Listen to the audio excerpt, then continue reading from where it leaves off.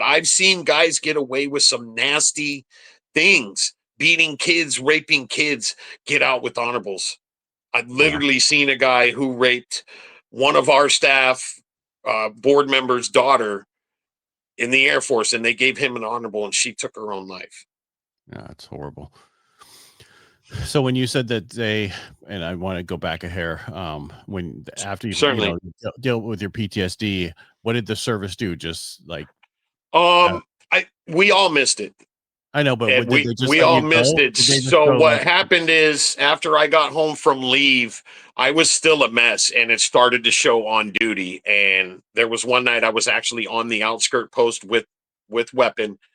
And it's a weird scenario how it happened. I got up during chow that night with my supervisor right there, and I kind of caught the table and it tore my uniform. Well, I had to go back on post with the weapon right there.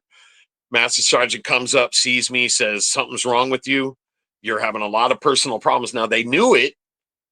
They knew it. And then he pulled my weapon in front of everybody on post, and they put me off duty. I did a lot of cleaning up around Anderson Air Force Base, trash, and worked the buffer a lot. And all of a sudden, I'm called to the captain's office, Major Franzik, great major. I loved my job. I loved serving, and I was red charges.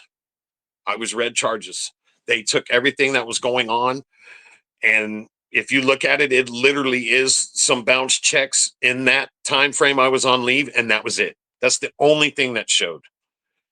And man, they took it, and well, you know what they did? They shoved it foxtrot to the cluster. so they kicked you out? I assume is what we're saying. We didn't know what was going on. I was a nightmare, so my useless Air Force attorney at that time convinced me to take a special court martial to avoid the general discharge because it didn't look very good on me right at that time. And I tried to explain what happened to the people, to her, to them. And I wrote this in a statement. It should be in my file. And I tried to read the statement about my sister and the little Iraqi girl to the judge, and he rolled his eyes. And the next thing you know, I'm stripped of my entire life's work, sentenced to 6 months 4 months in the brig.